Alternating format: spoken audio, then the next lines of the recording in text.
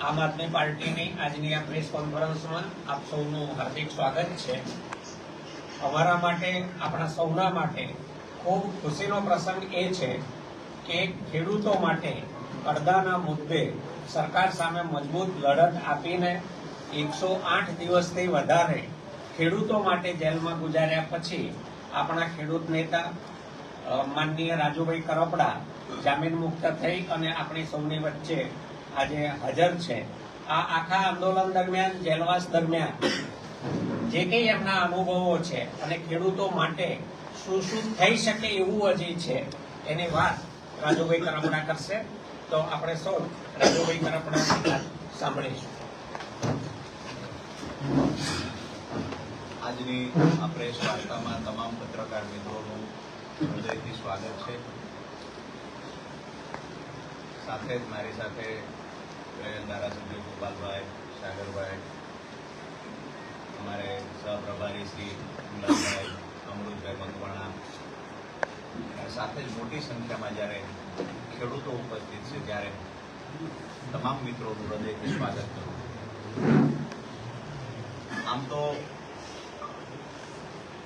જેલવાસના જે કપરા સમયમાં જે પણ પત્રકાર મિત્રોએ, ખાસ કરીને સમર્થક ભાઈઓ, કાર્યકર્તાઓ, પાર્ટીનું શીર્ષ નેતૃત્વ અને સૌથી મહત્વની જેની વાત કરી શકાય એવા ખેડૂત પરિવારોએ મને અને મારા પરિવારને જે હિંમત પૂરી પાડી છે, આ તમામનો હું આ તકે હૃદયથી આભાર માનું છું।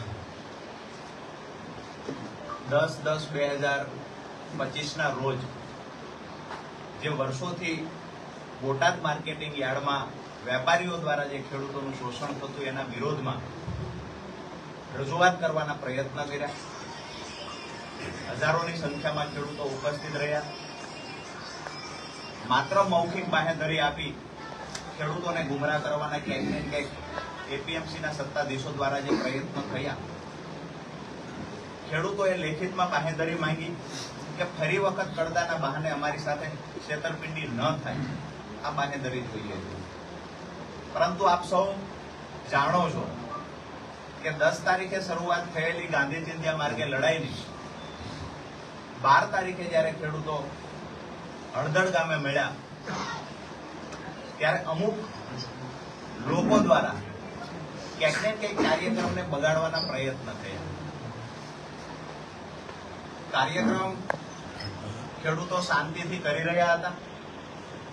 જેને પણ દોડવાના પ્રયત્ન કર્યા હોય, જેને પણ અમારી હિંમત તોડવાના પ્રયત્ન કર્યા હોય, એમને કહીએ છીએ કે 108 દિવસ કરતા વધારે સમય જેલમાં રહ્યા પછી પણ છેલ્લા 8 વર્ષથી જે ખેડૂતો માટેની અમારી લડાઈ ચાલે છે, આ લડાઈને અમે આગળ ધપાવીશું।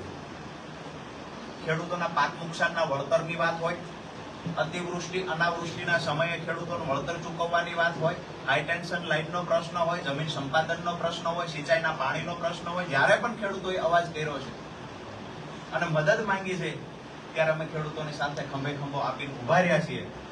આપ સૌના માધ્યમથી તમામ ગુજરાતના ખેડૂતોને અને મજદૂરોને ખાતરી આપું છું કે આવનાર સમયમાં પણ જે તાકાતથી લડતા એના કરતા બમણી તાકાતથી આવનાર સમયમાં ખેડૂતો માટે લડીશું।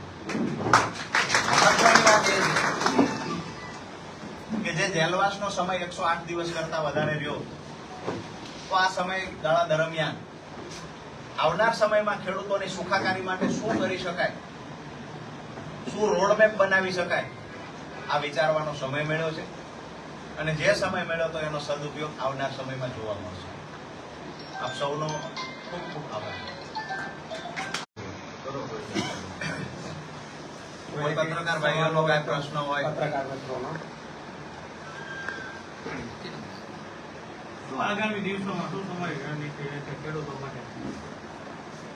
ખેડૂતો માટે જેમ મેં પહેલા કહ્યું કે જ્યારે પણ ખેડૂતોના જે પ્રશ્ન, મહત્વના પ્રશ્ન ખેડૂતોના જે છે, તો સિંચાઈના પાણીની વાત હોય, હાલ જે હાઈ ટેન્શન લાઈનના પ્રશ્ન ક્યાંક ઉપજતા હોય છે એની વાત હોય, ભૂતકાળમાં પણ છેલ્લા 8 વર્ષથી ખેડૂતો માટે જ્યારે જરૂર પડે છે ત્યારે લડ્યા છીએ, બોલ્યા છીએ અને હું હર હંમેશ કહેતો આવ્યો છું કે ખેડૂત છે મારો પરિવાર છે અને પરિવારને બચાવવા માટે લડવું એ મારું કર્મ છે. હું મારું કર્મ જ્યાં સુધી જીવીશ ત્યાં સુધી કરતો રહીશ. અત્યારે એક ખેડૂતોની જે ખેતીલાયક જમીન છે એ ક્યાંક ને ક્યાંક આ એનર્જી પાવર વાળા અને બીજી કંપનીઓ દ્વારા તેને હડપવાની કોશિશ ગુજરાતમાં થઈ રહી છે. એમાં સુરેન્દ્રનગર જિલ્લામાં પણ હવે લોકો ધીમે ધીમે પગ પેસારો કરી રહ્યા છે. તો આગામી દિવસોમાં એ માટે આમ આદમી પાર્ટી દ્વારા ખેડૂતોના હિત માટે શું કાર્ય કરવામાં આવશે? હાલ પોણા 4 મહિના જેટલો સમય થયો જે હું જેલમાં છું. ગઈકાલે મોડી રાત્રે હું બહાર આવ્યો છું. આપે જે વાત કરી કે ક્યાંક ને ક્યાંક કંપનીઓ દ્વારા ખેડૂતોને દબાવવાના પ્રયત્ન થઈ રહ્યા છે, એની જમીન હડપવાના પ્રયત્ન કર્યા છે. હું આવનાર સમયમાં તમામ બાબતે અભ્યાસ કરીશ અને ભૂતકાળમાં કચ્છ સુધી અને જુનાગઢ સુધી ખેડૂતો માટે લડવા ગયા છે, તો સુરેન્દ્રનગરમાં તો લડશું એની ખાતરી આપીએ છીએ.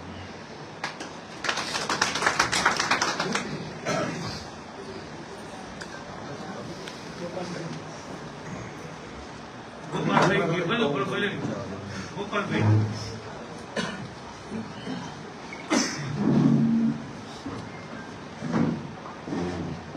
આજે સુરેન્દ્રનગર સર્કિટ હાઉસ ખાતે ઉપસ્થિત સૌ મીડિયા મિત્રોનું સ્વાગત.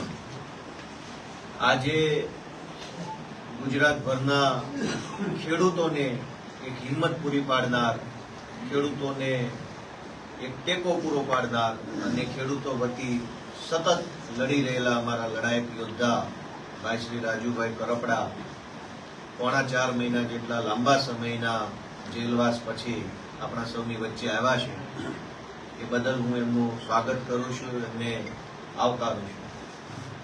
આમ તો જેલમાં જવું એ સમાજમાં સારી બાબત નથી ગણાતી, પરંતુ કોઈ બીજાના માટે સંઘર્ષ કરતા કરતા, બીજાના હક માટે, બીજાને ન્યાય અપાવવા માટે થઈ અને જેલમાં જાય તો સમાજ એ માણસને બિરદાવે છે, સમાજ એ માણસનું સ્વાગત કરે છે અને સમાજ એ માણસને હંમેશા આગળ લઈ જવા માટે મદદ કરે છે. બોટાદની અંદર કડદો થાય છે, વાત એટલા પૂરતી મર્યાદિત નથી. રાજુભાઈએ જેમ જણાવ્યું એમ કે ક્યાંક હાઈ ટેન્શન લાઈનોના નામે ખેડૂતો સાથે અન્યાય થાય છે, ક્યાંક ટેકાના ભાવે જણસની ખરીદી થાય છે, એમાં કટકી થાય છે, ક્યાંક ટાઉન પ્લાનિંગના નામે ખેડૂતોની જમીન પડાવી લેવામાં આવે છે, ક્યાંક સંપાદનના નામે હાઈવેના પ્રોજેક્ટમાં ખેડૂતોની જમીન પચાવી પાડવામાં આવે છે, જમીન માપણીના નામે ખેડૂતો સાથે અન્યાય થઈ રહ્યો છે. તો અલગ અલગ અનેક મુદ્દાઓમાં ખેડૂતોને નિરંતર અન્યાય થઈ રહ્યો છે. પણ આજ દિવસ સુધી ગુજરાતમાં ખેડૂતોના મુદ્દા ઉપર આક્રમકતાથી અને પૂરી નિષ્ઠાથી લડે એવા આગેવાન ખેડૂતો પાસે ન હતા. પણ જ્યારથી રાજુભાઈ કરપડાએ ખેડૂતોની લડાઈ લડવાનું નેતૃત્વ ઉપાડ્યું છે અને એમની સાથે ખભે ખભો મિલાવી ભાઈ શ્રી પ્રવીણભાઈ રામ, રમેશભાઈ મેર, મહેશભાઈ કોટડિયા જેવા અનેક સામાન્ય ખેડૂત પરિવારમાંથી આવતા વ્યક્તિઓએ ટીમ બનાવી અને ટીમના સ્વરૂપમાં ખેડૂતો વતી લડવાનું ચાલુ કર્યું. ત્યારથી ગુજરાતભરના ખેડૂતોને એક નવી આશા જન્મી, ભરોસો જન્મ્યો અને ખેડૂતો ખૂબ મોટી સંખ્યામાં રાજુભાઈ કરપડા, પ્રવીણભાઈ રામ અને આમ આદમી પાર્ટી સાથે જોડાવા લાગ્યા અને એનાથી ભાજપના પેટમાં તેલ રેડાયું. રાજુભાઈ ઉપર ખોટી એફઆઈઆરો કરી, 1 થી ન ધરાયા તો 2 એફઆઈઆર ખોટી કરી અને એમને પૂરી યાતના આપવાનું કામ કર્યું.